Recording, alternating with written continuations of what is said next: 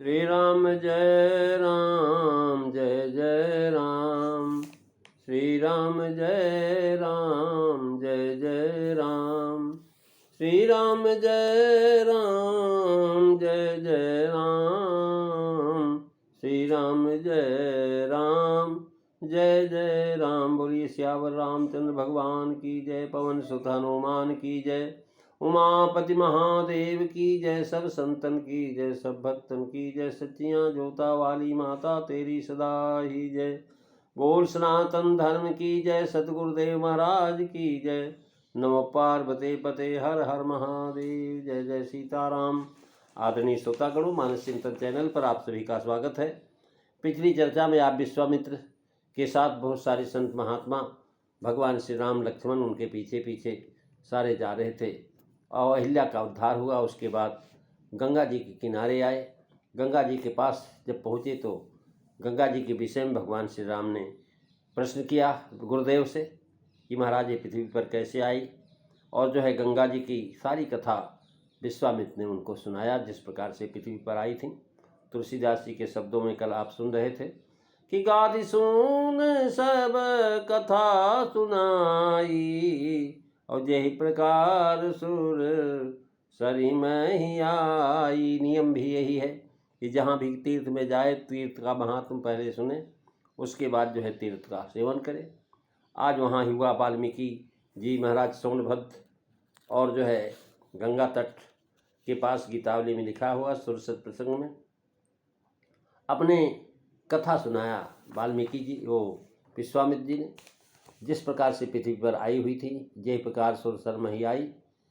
और इससे जनाया वे देव नदी हैं, स्वर्ग से पृथ्वी पर आई हैं। स्वर्ग से यहाँ क्यों आई, किस प्रकार आई, ये सारी कथा उन्होंने सुनाया। जगपावनी गंगा है, गए यहाँ जगपावनी गंगा। अब यहीं बताते हैं कि जगपावनी कैसे हैं। सुरसरी पृथ्वी पर आई, इसी से जगत पवित्र हुआ। स्वर्ग में रहने वाले केवल देवलोक पावनी थी। अब कथा सुनाई, गंगा जी की महिमा का वर्णन किया, क्योंकि गाधीराज बड़े प्रतिष्ठित थे। वे उनके पुत्र हैं गादसून विश्वामित्र जी महाराज, और प्रतिष्ठाशाली रहस्यों में धर्म है। राम जी के पूछने पर उन्होंने सारी कथा सुनाया। और उसके बाद भगवान श्री राम, बहुत सारे संत महात्मा साथ में थे, वो सारे के सारे महाराज नाना प्रकार वहाँ पर विधि पूर्वक स्नान किया।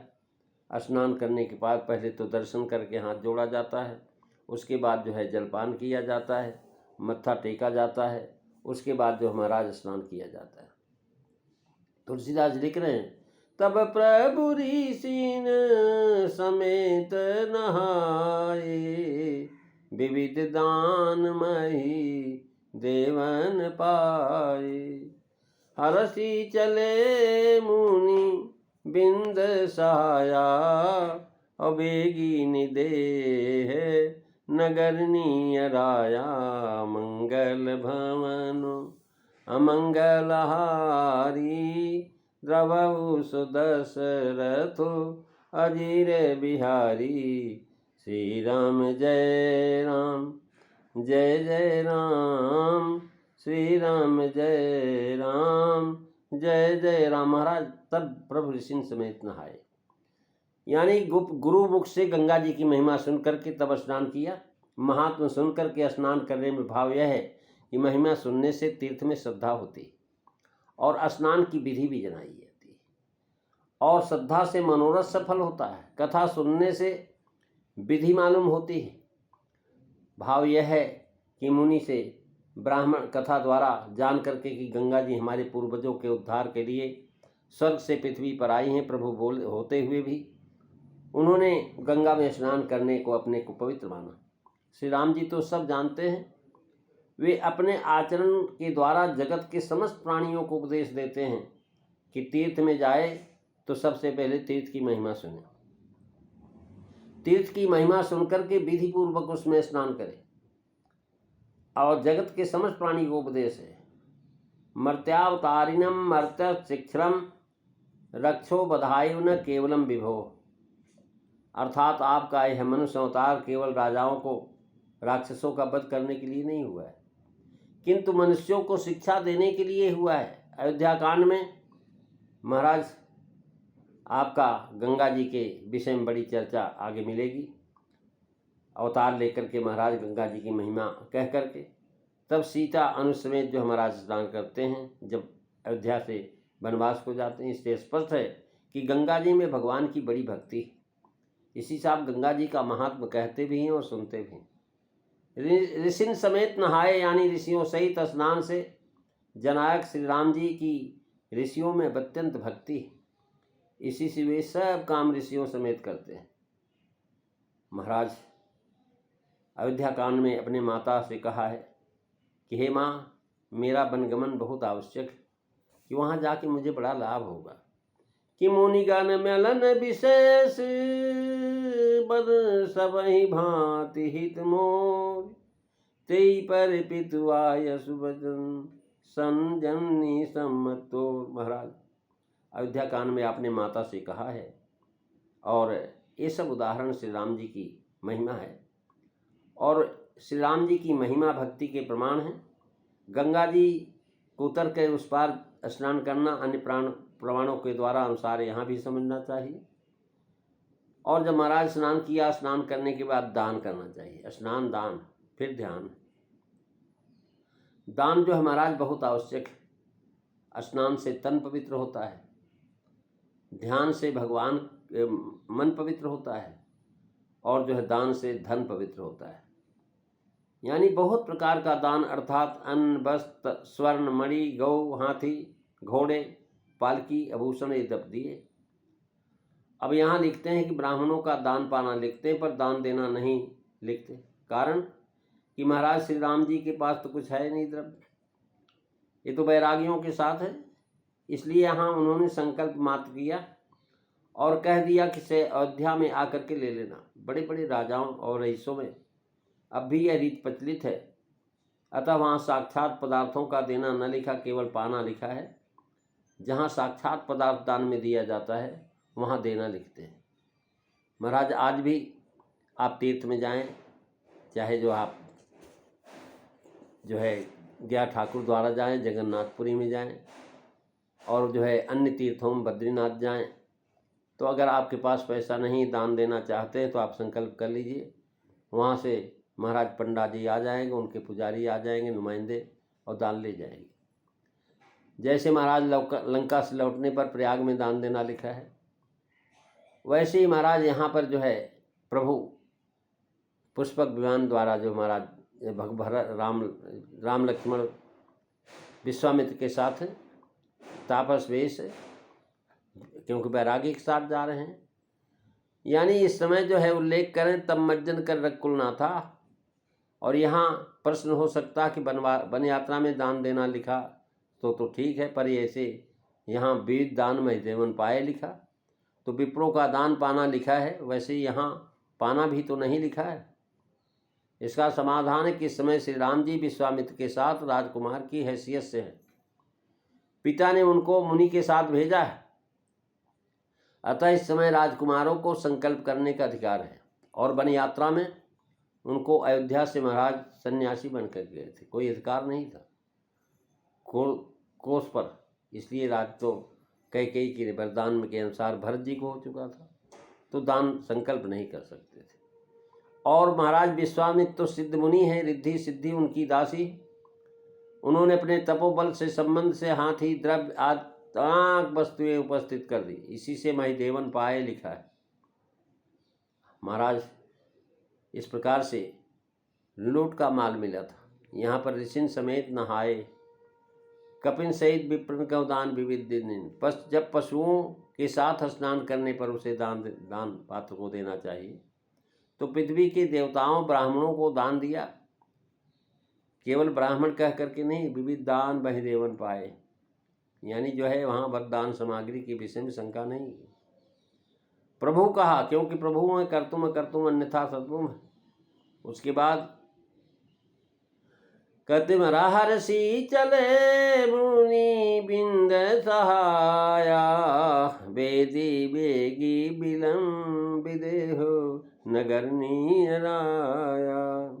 बेगी विदेह नगरनी राया। महाराज हर्ष होना स्नान का गुण है। स्नान कर तो महाराज मन शरीर स्वस्थ हो जाता है, प्रसन्न हो जाता है। स्नान किया, इससे मन प्रसन्न हुआ। और यात्रा में हर्ष के होना शकुन है। यात्रा में शकुन बारंबार हर्ष द्वारा जनाया है। महाराज जब विश्वामित्र के आश्रम से चले थे तो उस समय खुश थे। धनुष यज्ञ सुन रकुल ना था, हर्ष चले मुनिवर के साथा। और जब अयोध्या से चले तो वहाँ भी पुरुष सिंह दो वीर हर्ष चले मुनि भय हरण, हर्षित होकर के चल रहे हैं। अब यहाँ पुण्य हर्षित होकर के जनकपुर पहुँच करके श्री राज किशोरी जी और उनकी परिकरियों को परम शोभा संपन्न है देखेंगे। मुनिबिंद सहाया कहकर जनाक मुनिबिंद को साथ में लेकर चले हैं और सब महाराज चल रहे हैं। मुनिबिंद समेत कृपाला देखन चले धनुष मकसाला, यानी सेना के अर्थ में प्रयुक्त होता कि लय सहाय धावा, यानी मुनिबिंद की सेना है। जैसे राजाओं की जीत सैन्य बल से होती है, वैसे महात्माओं की जीत महाराज संतों के द्वारा होती है। बेग विदेह नगर लौटा निराया, यानी विदेह नगर बहुत नज़दीक है उसके, गंगा जी के पार होते ही महाराज मिथिला आ जाता है। तो यानी यहाँ बेग विदेह नगर चले आया, यानी संबंध है कि चलने में बड़ी जल्दी जल्दी चल रहे हैं। क्यों राजा जनक के दूतों ने कहा था कि महाराज शीघ्र ही चलिए। मार्ग में 2 जगह ठहरना पड़ा था, अतएव शीघ्रता से चले। एक तो महाराज जानकी जी को दर्शन की उत्कंठा, शीघ्रता से चले। विदेह नगर कह करके नगर की अद्भुतता दिखाई कि देह नगर तो सभी देखते हैं, हमारा शरीर कैसा, हमारा घर कैसा, परिवार कैसा, लोग कैसे हैं, लेकिन विदेह जो नहीं, जिसका देह नहीं, वो कैसे देखें। जैसे महाराज विदेह नगर, वहाँ पर तो भगवान ही दिखा सकते हैं और कोई दिखा नहीं सकता। विदेह नगर नियर आया, उसकी अद्भुतता है। जैसे विदेह राजा अद्भुत हैं, धारण किए हुए शरीर धारण किए हुए भी विदेह हैं, वैसे उनका नगर भी अद्भुत है। ऐसा अद्भुत नगर है कि महाराज ब्रह्मा जी हैरान हो गए, भाई ये कमाल, कौन सा नगर है, हमने तो इसको बनाया ही नहीं। विधि भयउ आचरज विशेषी, निज करनी कछ कतों देखी। ये महाराज प्रथम हेतु अलंकार है। चलना कारण, विदेह नगर के समीप पहुँचना, ये कार्य दोनों एक साथ कहे गए हैं। महाराज जनकपुर में भगवान का प्रवेश होता है और राम जी नगर की जो है रम्यता को देख करके बहुत प्रसन्न होते हैं अपने भाई के सहित। वहाँ पर महाराज बावलियाँ, कुएं, नदियाँ, तालाब सब इतने बढ़िया सुंदर हैं, अमृत के समान जिसमें जल भरा हुआ है, मड़ियों की सीढ़ियाँ बनी हुई है। ऐसे नगर में वहाँ पहुँच रहे हैं। कह रहे हैं कि पुरराम्यता राम जब देखी, हर से अनुज समेत विशेषी। बापी कूप सरित सरनाना, सलिल सुधा सम मनीषोपान। मंगल भवन अमंगलहारी, द्रवऊ सुदशरथ अजीर बिहारी। श्री राम जय राम, जय जय राम, श्री राम जय राम, जय जय राम। और जब श्री राम जी नगर की रमणीयता देखी, भाई लक्ष्मण सहित अत्यंत प्रसन्न हुए। अनेकों बावलियाँ, कुएं, नदियाँ और तालाब देखे, जिसमें अमृत के समान मधुर जल और मणियों की सीढ़ियाँ हैं। श्री राम जी अब प्रसन्न हैं। उनकी प्रसन्नता के संबंध में पूर्ण रम्यता की प्रशंसा की है। परम रम्या राम यह जो राम है सुख देत। महाराज वो परम रम्य है जहाँ राम जी सुख महसूस करें। हर से अनु समेत विशेषी पाया गया, अत्यंत रमणीय है, पुर की शोभा विशेष है। इसी से विशेष शोभा देख करके विशेष हर्ष हुआ।